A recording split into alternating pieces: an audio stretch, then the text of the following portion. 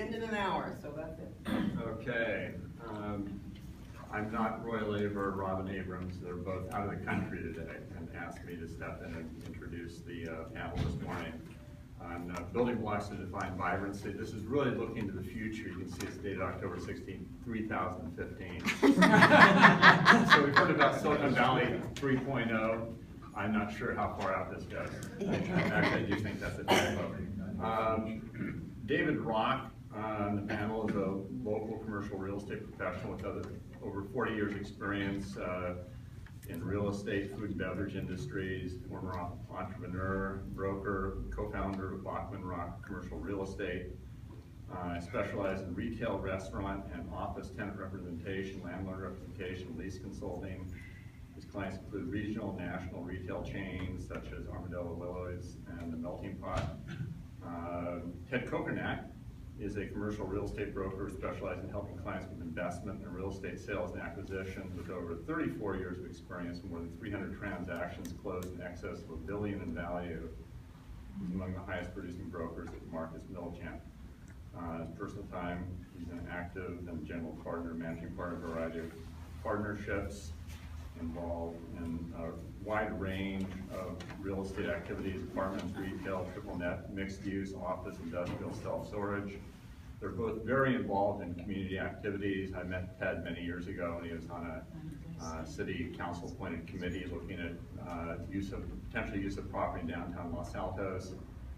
David, for the past 21 years, has been on the board of directors of the Los Altos Hilton Little League, and he currently serves on Los Altos Citywide Parking Ad Hoc Committee. So they both spend a lot of time on community affairs, and it's not to satisfy any conditions of parole.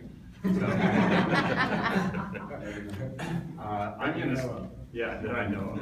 And so I'm going to stand here and just navigate this machine for them and let you guys get started. First wanted to say that I was fortunate enough to be at the Stanford game, not to throw any local Bruins under the bus, but there was so much scoring in the first half that I turned to Jackie at halftime. I said, I can't keep cheering for these scores because I'm losing my voice. So if you hear me hoarse this morning, that's what caused it. Where's our slides? Moving away, going back to 2015, what we're going to do today is try to talk in depth as much as possible in an hour about the value of Los Altos city-owned parking plazas, the potential land lease income for the city, how retailers and restaurateurs that we try to attract to the downtown view Los Altos in terms of comparing it to other places to locate their stores and their restaurants. Talk in depth about what is the ideal downtown mix of retail and restaurant. And when I say retail and restaurant, that includes service businesses, offices, and residential. And residential, of course, would be multifamily. How does Los Altos measure up? Will be a summation of how we are versus barometers and metrics that cities throughout the Bay Area and throughout nationally use as a way to measure up. Possible future solutions, of course, will be where we end up. So with that, I'd like to turn it over to Ted Kokernak. Good morning. Okay, so as Kim mentioned, I was on a committee back in 2008 at the top of the last cycle because real estate is very cyclical, and the valley that we live in loves the cycle. And what we did in that committee is we spent a little time figuring out what the city owned and where they owned it. And so the downtown parking district has 19 acres in it, of which the city owns 47% or 386,000 square feet. So go to the next slide just for a second. Oh, there it is, right there. So the area's in yellow, and I apologize, I don't have the great graphics that some of the other people do. But this is just a map, and the yellow areas are the areas that are city-owned, and you can see basically they border Maine and they border state behind the existing structures that are there.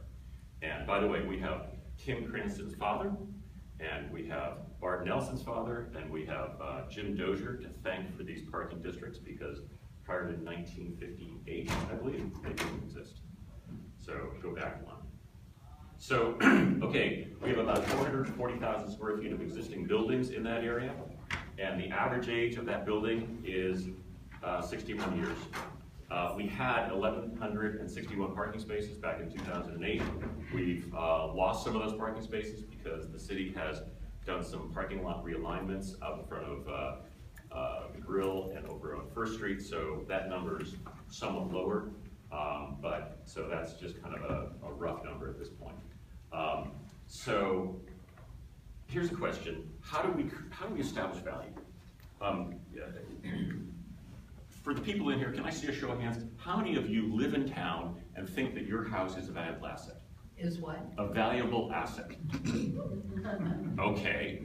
You people over there don't think your house is a valuable asset? Or you don't live in town? Good response. So how many of you live in a house that was built 61 years ago that has never been renovated or substantially reconstructed?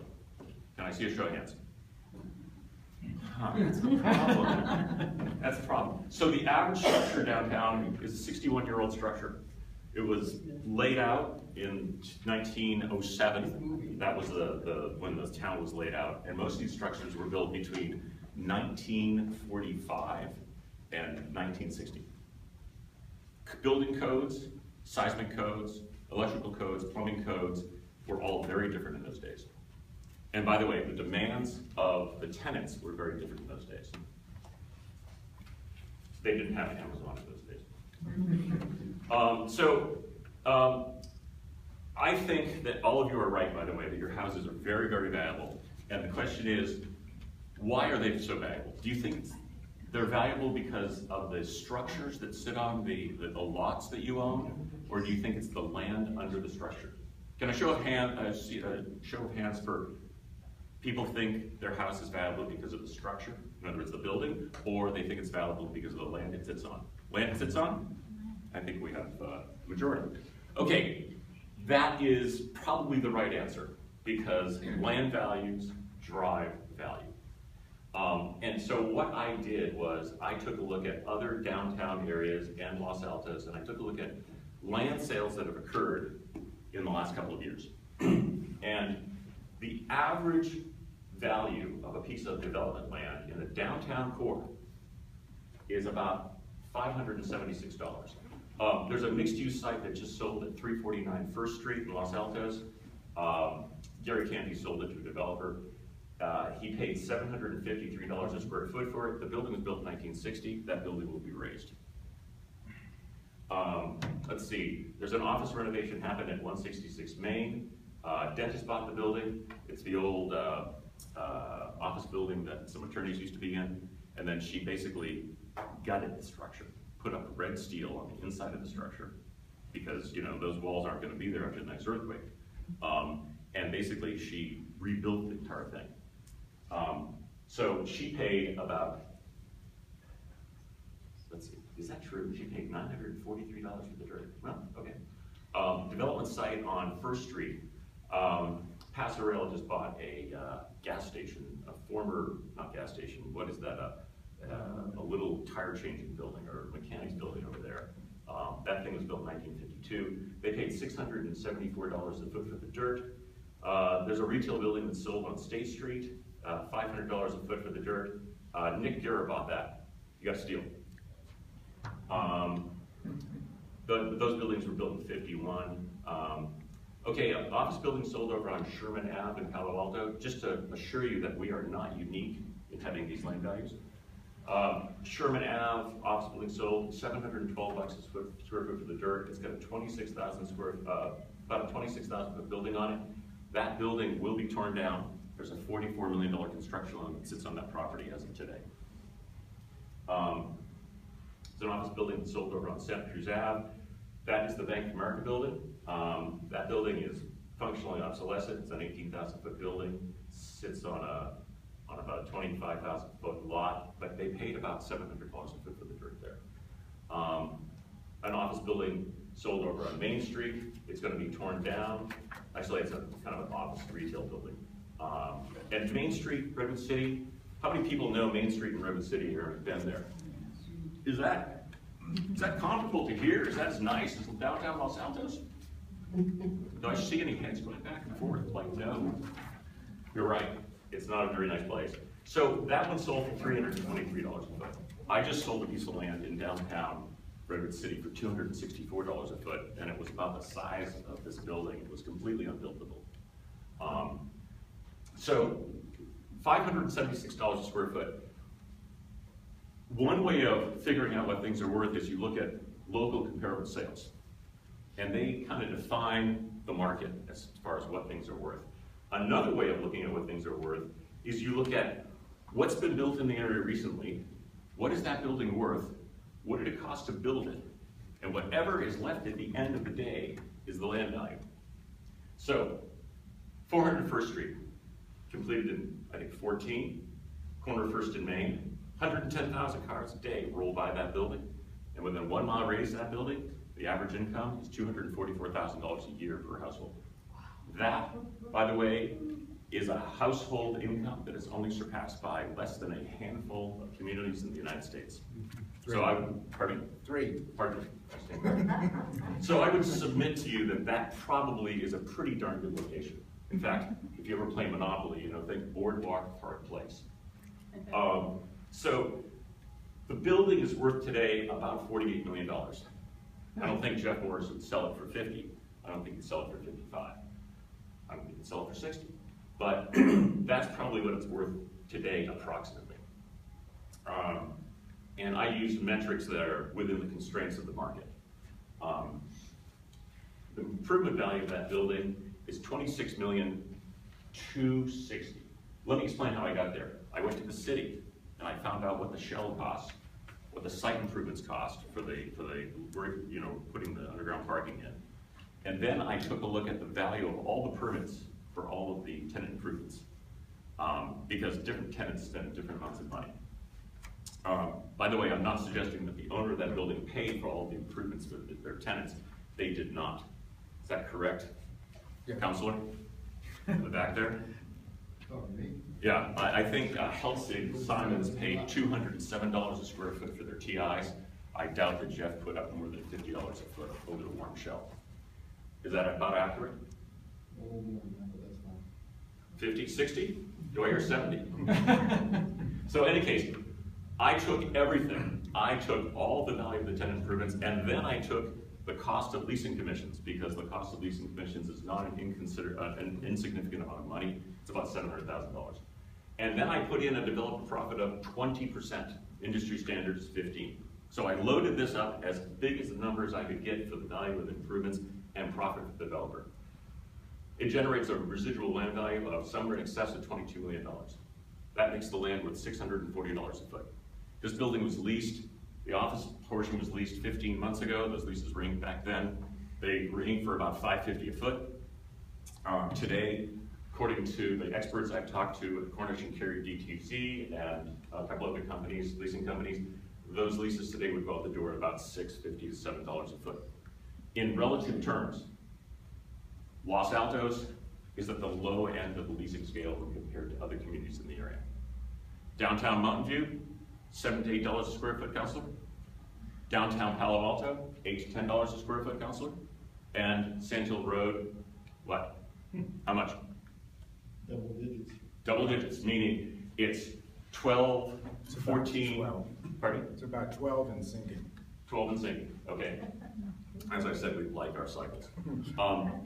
So we are at the lower end of the scale by about, I mean, compared to Sand Hill Road, I would submit to you that I think this is a better location to be in rather than Sand Hill Road, because we have more restaurants that you can walk to.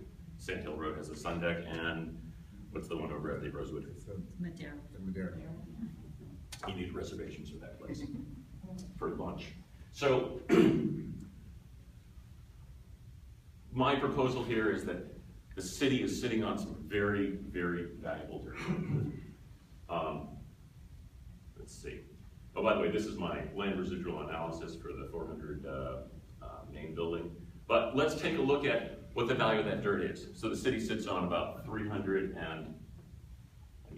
86,000 square feet times $640 a foot. And by the way, we can We can agree that reasonable people can disagree. I may be off by 3 to 5%, maybe 10, who knows? By the way, I think I'm low. So if the city's land is worth roughly $250 million, and you were to lease that land out, you could derive an income stream like our friends over at Mountain View do and our friends at Stanford do. You could derive an income stream on that land of anywhere from $7 to $12 million a year. What can you do with $7 to $12 million a year? Anybody have an idea what you can do with $7 to $12 million a year in a city of our size?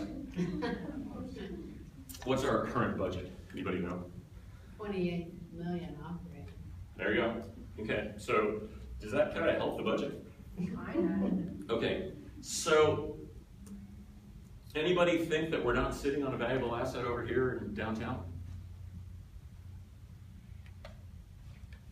So the question is, how do you tap that asset? That is a political discussion, and that is far beyond what I am willing to undertake today. But suffice it to say, if you go to other downtowns, like Mountain View, also, or most other downtowns, you're not going to find basically the better part of 300,000 to 400,000 square feet of fallow land just sitting there for people to park on grade. By the way, if you really want to destroy value, have the city build a 2 or 3 story parking structure. If you really want to destroy value, have them put a little retail component in that parking structure when they build it. That will conclusively cost the city tens of millions of dollars. And you will get nothing back from it, except in 25 years, you will crush it into little pieces of concrete about this size. They'll form great base rock for the next development. So be very, very careful, because you are sitting literally on a diamond mine. And yes, sir? Why would you crush the value if you put a retail space in that? Well, I've actually done the land residual analysis for what happens when you build a small parking structure on one of the surface lots, because I thought it was a great idea. But when you do the numbers, the problem is the numbers just sink you into a hole that you just can't climb out of. You don't get very many parking spaces out of it, because by the time you're done putting in your speed ramps, and by the time you're done putting in your columns, you lose a tremendous number of parking spaces on grade, and then you don't pick up very many as you go up, because you're only going up, 1 or 2 stories at max. So there's certain geometry problems when you put in small parking structures that you have to contend with. And I'm not a parking expert, although I know a few, and they kind of gave me a few hints about how to do the numbers and the math. But suffice it to say, and I'm happy to share the value with somebody else at a later time, it will destroy value if you build a small parking structure downtown. But Palo Altos doesn't have to. So are they destroying value in Palo Alto? What are the heights of their parking structures? The highest is 3 stories. 3 stories? 4. In both 4, and they're 2 under and 4 up, so there's 6 stories. Oh, 6 stories. Okay, now we're talking. The one on Altos, it's 3 stories. Newer ones. Alma and Bryant are both 6. By the way, that parking structure on Alma that you're referring to is an Altos. That costs them probably close to $200,000 a car to park it. There's an elevator issue too. Yeah. So I can't address that, but yes, sir. This is the land lease value, Yes. but if you have to add to that the property taxes and the sales tax revenues. So In what way? It's a lot more than that.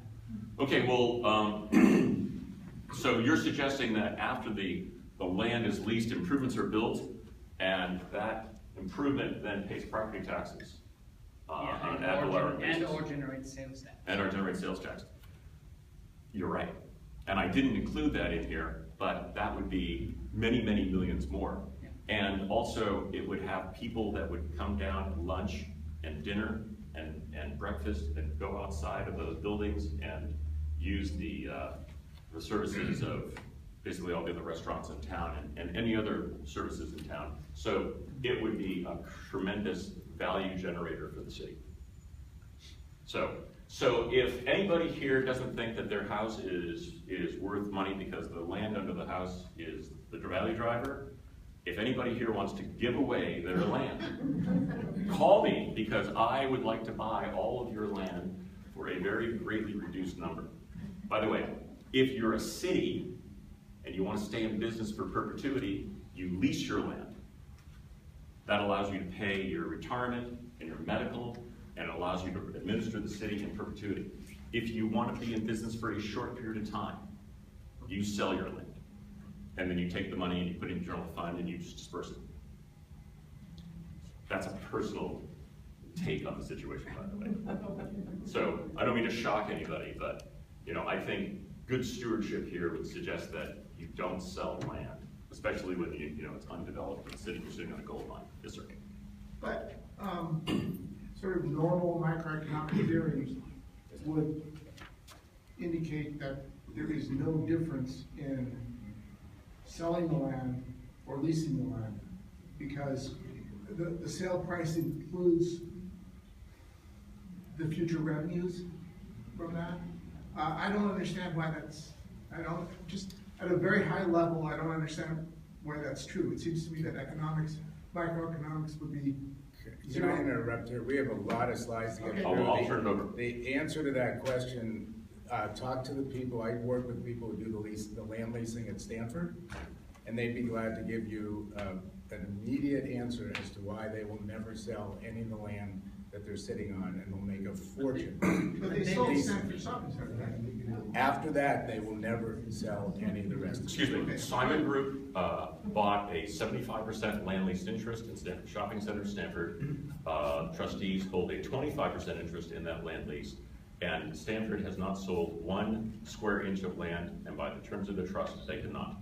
Right. Stanford Shopping Center will revert to Stanford in 100%, and the reversion term is 53 years.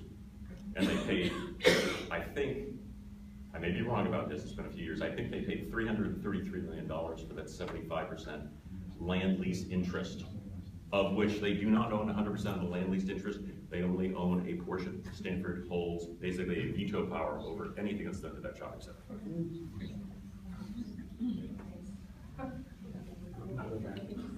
I may be wrong about my numbers, by the way, it may have been more.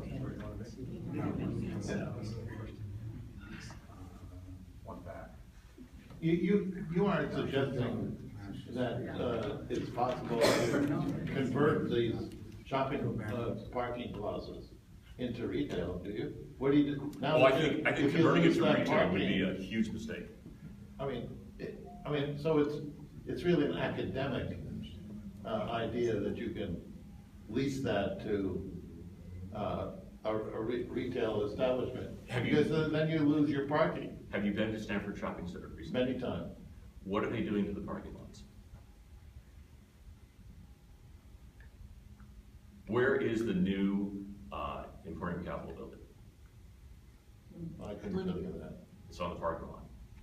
What used to be the parking lot. The parking structures they have there are currently 2 levels. They will go to 4 and 5. And they have problem- elevators. Just, Pardon me? They have just elevators. to be clear, when we're talking about, and then I'll get to these slides, the parking structure at Bryant is a phenomenal success. There is not a single time that it isn't booked through, it isn't been used by the public up to the 3rd story, the 4th story, and the 5th. All of that circling around that people used to do to the surface lots is done. People drive right to Bryant, go up to the parking structure, they park, and there's no problem. Just, Ted and I might have different opinions about some things, but I think what we agree on, if you don't do a big enough parking structure, you lose the whole value of doing a parking structure. He's right. And number 2, and I'll get into why, to put more retail into this town, when we have a duplication of Main Street, it's literally like pouring sand in the desert when you go to the desert. And I'll explain why in the next, 20 or 25 slides. There's one slide that was left out when we put the deck together. It was questions on frequently asked about downtown. Does the community want to see more vibrancy in its downtown? Does Los Altos have the right mix of retail, office, and residential? Does Los Altos have the services and businesses it wants downtown? Does it currently have sufficient parking? Will we have it in the future to meet our future vibrancy goals? And we combined slides about very late last night, and somehow that slide got left out. Moving on to this slide, this is the current composition of the downtown triangle. There's some numbers in here. I think most people in the room have been very involved with different aspects of the city in terms of being on ad hoc committees and working hard to create a place that will get better and better for all of us and for visitors to the town. Currently, there's 350,000 square feet of office, 395,000 of residential. There's 274 square feet of retail, including Safeway and Draeger's, 85,000 of restaurants and other food and beverage, and 235,000 of service. And the very surprising number in there is the 120,000 square feet of banks and financial services. But these numbers literally are cataloging every building in the downtown triangle. This land. This isn't in the original parking district. This is in the downtown Is this triangle. land or a square foot of building? Square foot of building. Excuse me, David, So I'm gonna interrupt for just a minute. Let's hold our questions, so that we can, get through the presentation. great. And just hold them. I know we've got a lot of them. I think it would be, and they're interesting, and if we were here all morning, I think it'd be great, but I think for the timing, we've got a half hour left. So let's just let it go through it, and then, Jerry will, you and others that are asking questions, I think we can get back to it. Thanks very much. You didn't say it was building. Sorry about that, it is building. Moving on to so I wanted to set that up just so people have an idea of what already exists. Interrelationship between office, retail, and restaurant. Vibrancy within a downtown area is created by the synergy of an appropriate mix of office, retail, and restaurant. Residential. And residential, sorry about that. Good local and regional restaurants will choose to locate in downtown that has sufficient daytime population. I spent probably 11 months trying to lease the front part of the building owned by Bart Nelson, where Turn Restaurant is now. I went to literally every existing restaurant that was doing some significant business in the Bay Area, asking them to come to our town. It finally took a local guy and 2 restaurant partners who stepped up and said, we want to do something we've always wanted, with lifelong residents of Los Altos, and they opened Turn Restaurant. The biggest, by far, #1 issue that was presented to me by every restaurant that turned us down was that we don't have enough office. We don't have enough people on the street. I kept hearing feet on the street, I kept hearing office, and the problem is that for them to want to come, there's 3 segments of restaurant business. There's breakfast, lunch, and dinner. All of the dinner houses, most of them will want to do lunch, so they do lunch and dinner. All of the places that are breakfast, cafe, coffee shops will want to do breakfast and lunch. They need the lunch component. They can't exist on what they can do in a bedroom, what they would call a bedroom community on a Saturday, or what they can do after work in the evenings. It's changing. The good news is we did get 2 good restaurants to come in and add to the mix. So Trello's was waiting for a bigger premises, a bigger space, and they took a 6,000 square foot space at Main, First and Main in the 400 Main Street building. They're a great operator. They're out of Half Moon Bay. They've been there for 21 years, and they wanted to open a second store. So those two happened, but it's still a struggle whenever we want to try to attract restaurants. If you look at the site criteria, when we do retail, we're on pretty much every broker's mailing list in Northern California, and every single site criteria sheet that we see talks about daytime. They want to know the daytime population, they want to know what the office square footage is, and they want good residential demos. Our residential demographics are off the charts. Within 3 miles of this town, you couldn't ask for more disposable income in the Bay Area. It isn't as dense as Mountain View because there aren't the number of multifamily apartments, but it still is absolutely fine for the kind of requirements that most restaurants and retailers have. It isn't just restaurants though. The other problem is retailers. They want to see people all the time. They don't want to just see them when they're packed on Saturdays, or they don't want to see them just between 4:30 and 6 when people get off, leave work. Move on to the next one. Economic engine. Statistically, for every primary job that's created, 3 additional support jobs are created to support either service the new employees or to support them. That's both restaurant and coffee shop jobs. They support retail and they support the primary job instead. Move on to the next one. Statistics about how new offices and how businesses benefit. If you take the 20,000 rentable square feet approximately that was leased at First in Main, it brought roughly 60 new employees downtown.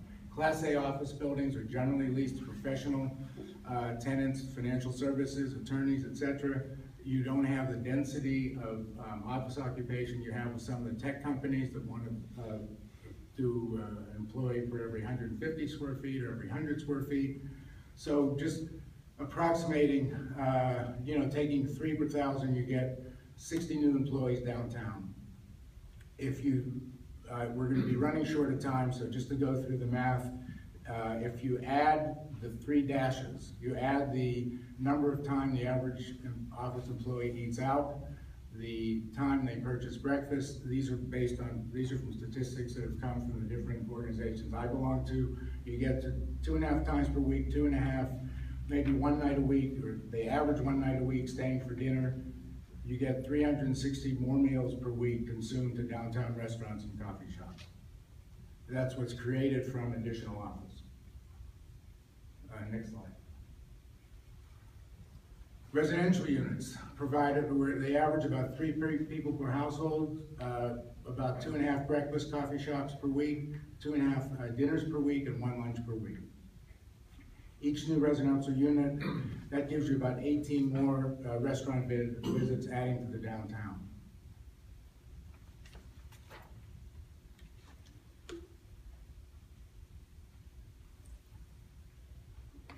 This is a slide that compares the current composition of office. Want to go back one?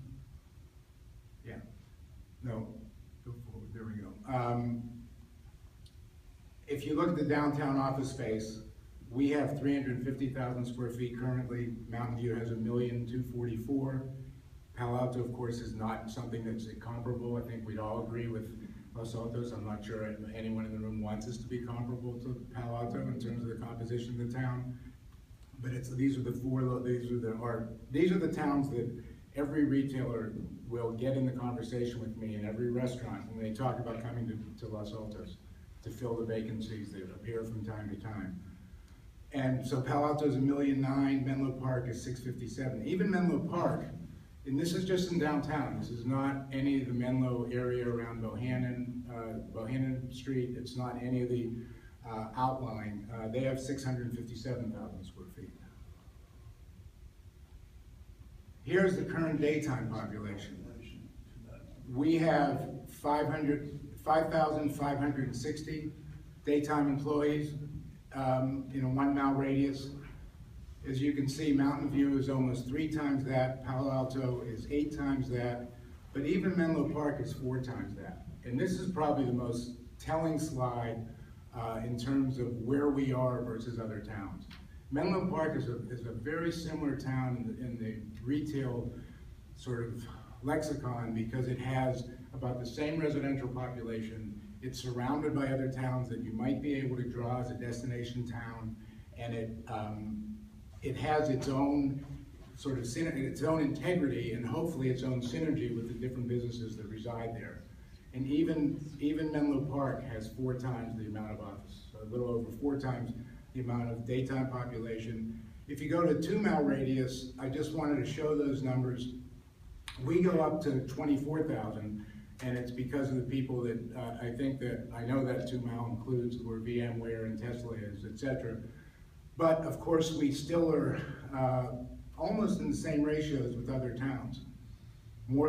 Less than half of Mountain View. We catch up to Palo Alto a little, but we're still, Menlo Park's still 2.5 times the number of workers that we have coming into, working here. Moving on. when we tried to analyze where we, what the desired ratio is for downtown, it boiled down to 45% office, 40% housing, residential, and 15% retail, restaurant, and service. The key trends that have driven these ratios, retail has historically been overbuilt in most towns, and as they've added, they wanted to have retail services there. You open a town, World War II ends, towns start, people move in, they build subdivisions, and you need retail businesses, especially grocery stores and drugstores, to service the business. And that's how retail started all across America, both before the Depression, and of course, after World War II. And then, as retailers and restaurants start struggling because there's not enough people to buy their services, housing, multifamily starts being built as in this town, in this valley. Silicon Valley develops, you need more workers, more multifamilies built, more land is developed, and then more offices get built. The other thing that's happened that is something that is kind of sits there looming on the shoulders of every town is the strong ramp up of internet sales. By the end of 2015, they're going to be about $330 billion annually, and internet sales have increased by an average of 16.5% each of the past 5 years. They were on a 30% incline until about 2010, and then as the base finally started getting bigger, the incline started leveling.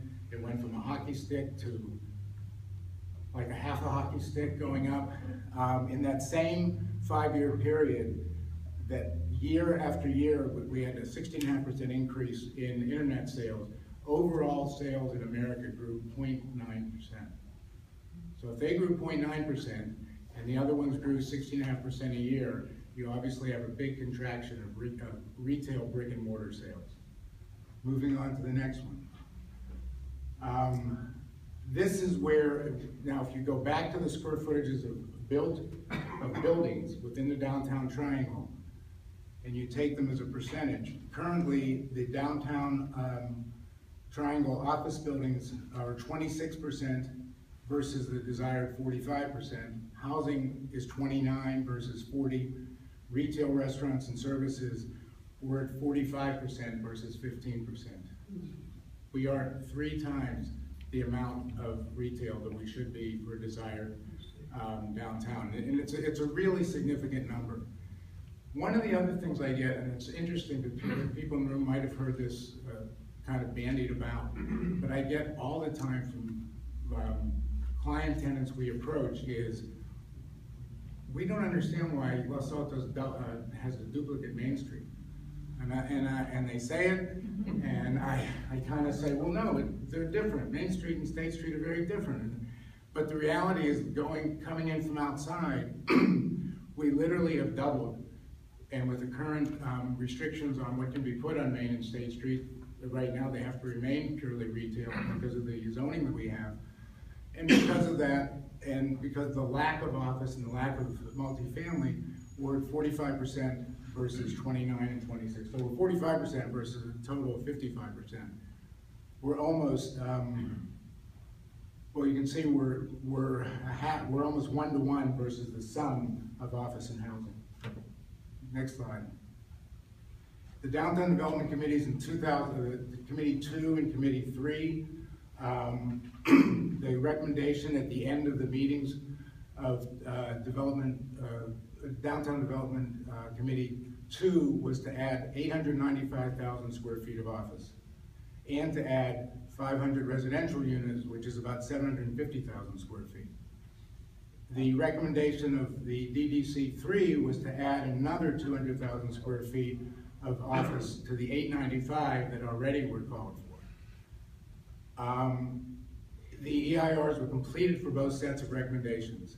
In 2012, oddly, Council passed new interior height limit for Main and State Street that abruptly changed from everything that had been studied from 2004 to 2010 and recommended in terms of form-based zoning. Everything changed to all of a sudden there was an interior height limit.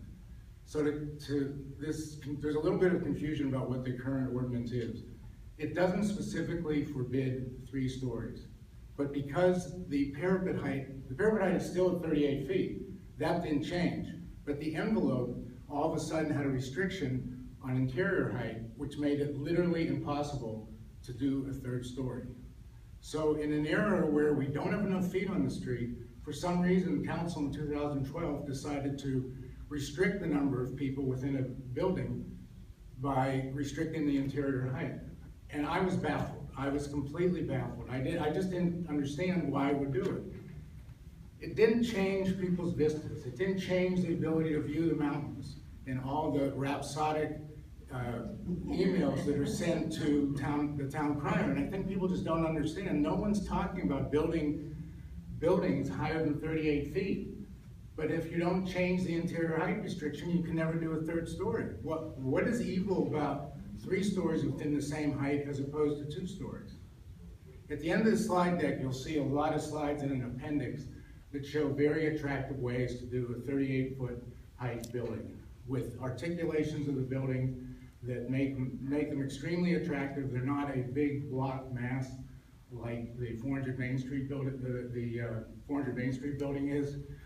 And this is something that I'll get to again in the recommendations at the end of the slide. David, just, Yeah. are you implying that today our code still measures a building to its interior ceiling height? It measures both, it has a restriction on both the exterior height and it has a restriction on the interior height. Our code is based on exterior height. No, but It's not, Gene. It's based on the roof deck. Roof deck, and then there's parapet. It's not single. 15. So, moving on a bit, I mean, on this slide, and again, you see 45, 40, and 15, and the DDC recommended 45, 35, and 20. So our own development committees, which were appointed by the city, actually were pretty much in league with what the ULI and with hundreds of publications kind of consolidate down to 45, 40, and 15. We were 5% different in what was recommended for housing, and we were 5% different in what was recommended for retail, but pretty similar. Moving on. Here's the effects that the scarcity of daytime population has. I already went into this a little bit on an earlier slide. It's been difficult to attract and retain good restaurants and retailers due to the lack of daytime population. You'll notice in the last 7 or 8 years, there is a turnover. There's a turnover of retailers and there's a turnover of restaurants.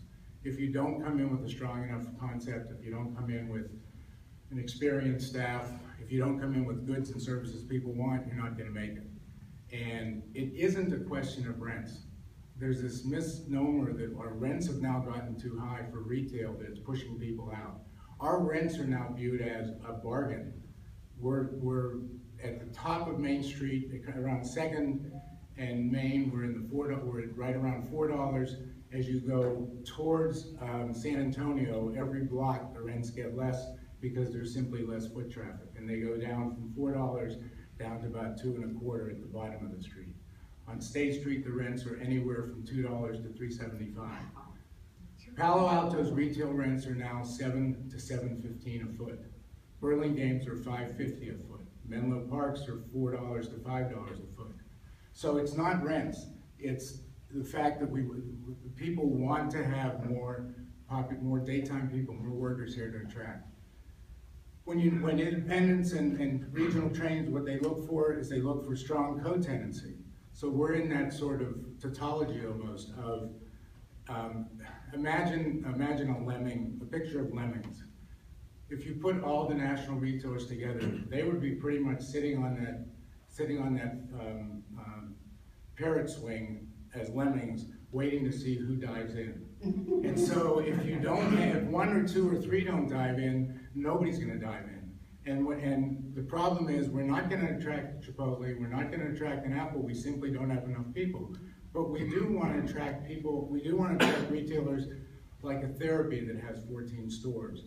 Or like Lululemon, not Lululemon, like Lulu's that has 4 stores. Or other chains, other regional chains. If we can get them then we can have more dynamic, more exciting mix of retailers.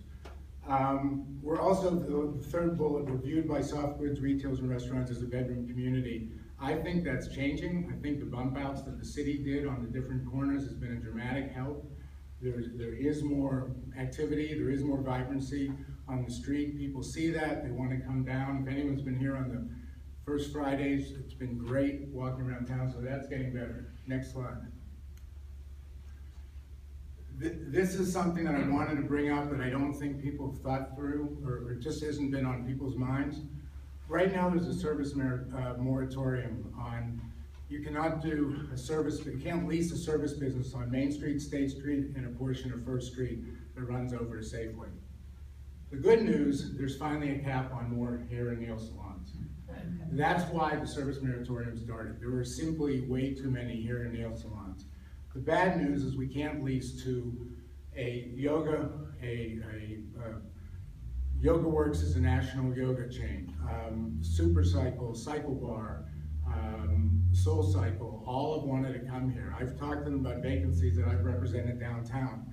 They don't want to be on the side streets. They want to be on Main and State. This is changing all across America. You go into Palo Alto, you see people spinning right in on University or Hamilton or Bryant or Lytton. We right now restrict service businesses. We have these vacancies, the back part of 255 2nd Street, where the Los Altos Pharmacy was, and then Safeway Pharmacy for the last 2 years. It's taken me 9 months to rent it. We've been in discussions with every one of those service businesses. They don't want to be on the back side. They want to be out on Main Street or State Street. As we're losing categories of businesses to retailers, I think we really should think about, let the market dictate, as the last bullet says, the highest and best use of real estate. Because of online real estate, we all have to adjust to the fact that certain categories are shrinking. Apparel has been decimated by online retailing. What do we have the most of in town? We have the most apparel shops. They're struggling. They're having a hard time making it. Moving on to the next slide. Obstacles to improving the quality of retail and restaurants. I've probably beaten to death the insufficient daytime population, lack of available parking during peak times. I know that as a member of the parking committee, that's something that we've been spending hours and hours working on. The council's been spending a lot of time on it. I think that's going to get better. But we clearly have a lack of available parking between 11 and 2. It's at almost at a crisis point in terms of people come here and want to lease, and they'll make 8 or 9 trips with their employees trying to park, and then they realize we have a parking problem. Lack of appropriate store dimensions. The buildings are obsolescent. We have buildings that were built between 1920 and 1955. They are generally very narrow. They're 20 feet to either 60, 80, 100, or 120 feet deep. In our town, they're almost always 20 feet to 80 feet, or 25 feet to 100 feet. Retailers, the dynamic retailers want is to be no more than 2.5 times the depth as you have the width. They want frontage. They want at least 25 feet of frontage. Our buildings are very narrow. If you put 2 together, yeah, you have 40 feet of frontage, but now you have 200 feet that you have to fill up in the back. And the problem, it's interesting because I've sat and had coffee, and the coffee ended up being a 2-hour meeting with someone where we're talking about how do you do development without people being terrified of development. The reason we need to do development, folks, is not to line the pockets of the people who happen to own the buildings. The reason that there should be some possibility of development in the original parking district is we need to change the buildings. The buildings are obsolete. The current retailers and restaurants, they don't have enough frontage and they're not wide enough. And the way to do that would be to redevelop them. If you can't go more than 2 stories, you can't, it's totally economically unfeasible to develop a building. If that's what the town wanted, if we really could have a referendum and not a phone call of 400 people who happen to be at home at the time the phone rang, if we have a real study, I would be glad, as a resident of the town, whatever the town wants to do, we should all do, we should get behind together and do. But right now, we have this low, squat original parking district that's limited to 2 stories and limited to never, unless there's gonna be a major earthquake, it's not gonna change. And I don't mean to scare any landholders in the room about a major earthquake, but right now, that's what's gonna happen. How does Los Altos stack up? Daytime population, someone put a negative smiley face there. Parking solutions right now is a negative. Appropriate store dimensions is a negative. Reputation, and I meant reputation as a sleepy bedroom community, is a negative. And enough attractive retailers. That lemming issue of Joe and Bob aren't in there, so I'm not gonna come. How those deterrents might be addressed. Improve the ratio of office housing and retail. Start working up to at least 2 or 3 to 1 instead of 1 to 1. Maximize density within the building envelope by allowing people to really build 3 stories. Enable office use in more of the downtown. Consider looking at the zoning, having a zoning, it's just a suggestion, maybe a zoning subcommittee. And I know there's some council people here who probably don't want to think about, oh my God, more ad hoc committees, but, you know, possibly something that looks at the zoning and figures out, when I say office use, I don't mean an accounting office, I mean offices that are consumer facing, somebody where it's an office that, you know, a real estate office, office that does financial services and people come to the office, something like that. And maybe we only allow them on a certain block, but at least allow some office to come on Main and State Street and that part of First Street. Allow fitness business on Main Street, and this is something that to me would not be difficult to change. Take the service ordinance and consider changing it and restrict it to what type of service businesses. When people come to work out, when they come to the yoga and the Pilates and the Soul Cycle, they want to eat afterwards. They're exhausted. They actually, studies have proven, and I get all the politics from the retailers who want to come here. They do other events downtown besides just going to work out. And then create more parking supply in the short term. We've been doing studies of how to possibly reconfigure and restripe the parking plazas and the loading zones so that the public can use the loading zones between 11 and 2, and we can have more cars in the parking plazas, and then possibly developing a number of the plazas for long-term public and private land leases, where you have a combination of, you have a public-private, some way, you have, in my mind, the possible way to do it is on the outskirts of the OPD. You do a 4-story building with 1 or 2 floors of office and the rest being dedicated to parking. And and the city makes a very good return on its money by leasing to the development. 4 minutes. And that's it.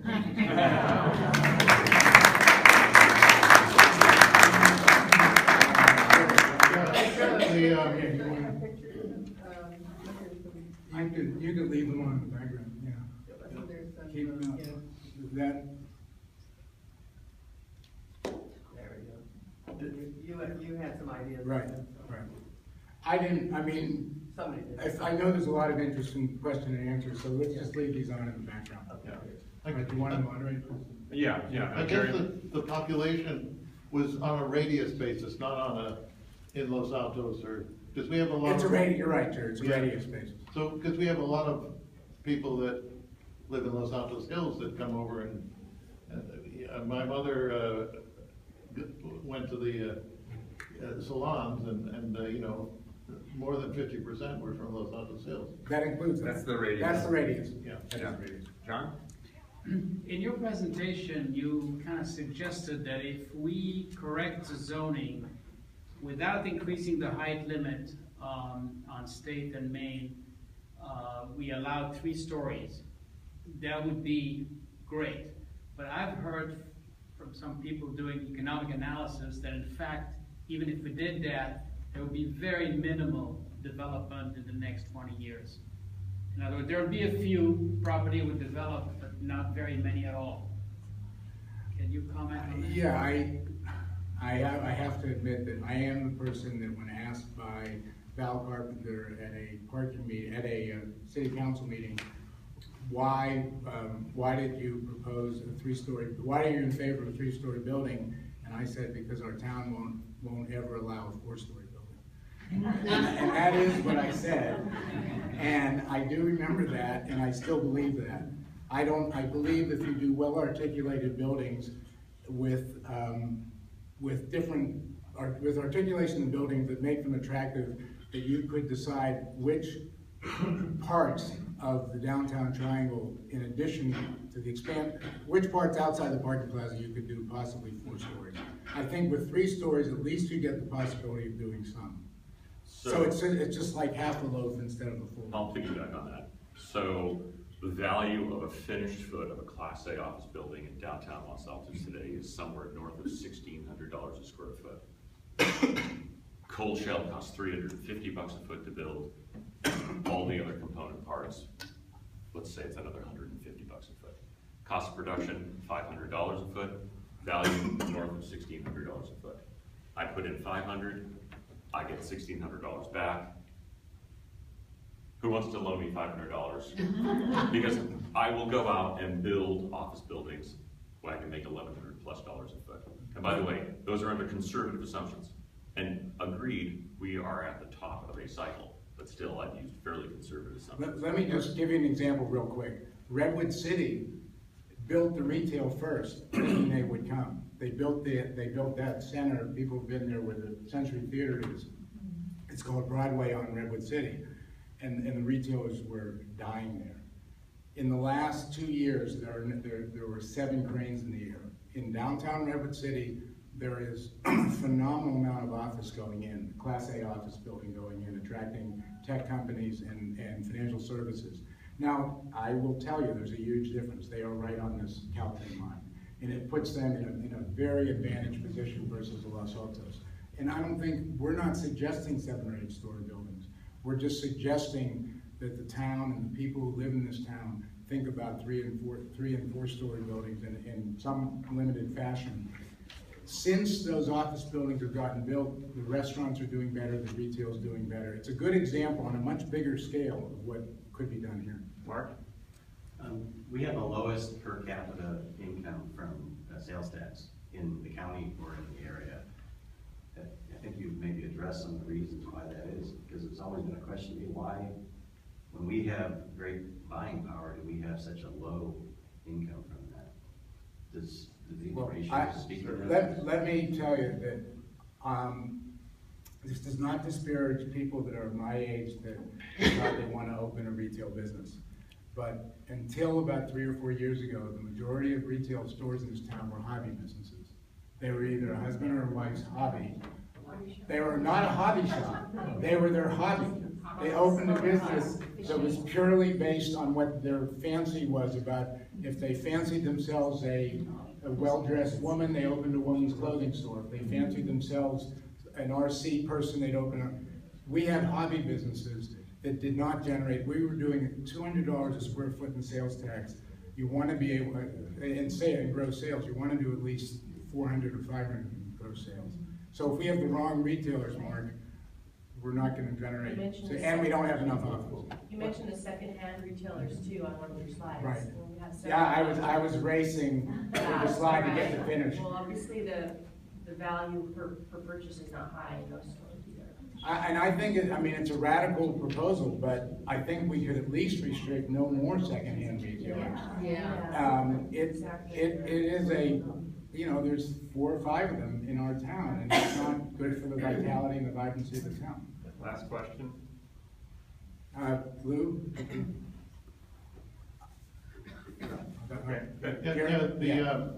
You mentioned, of course, expanding to a 3rd floor, and that would add square feet. And we have rules about how many parking spaces per square foot. Are you telling us that has to change?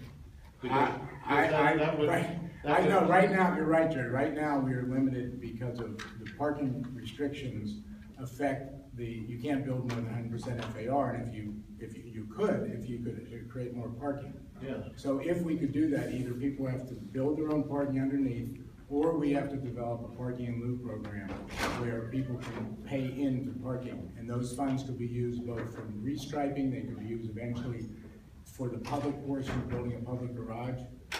So it's both, it's sort of presenting both ideas. There haven't been too much enthusiasm for either of those. Well, Either the there's- parking garage or the. There's been a lot of, except for 2 members of the prior council, there's been a lot of excitement for restriping.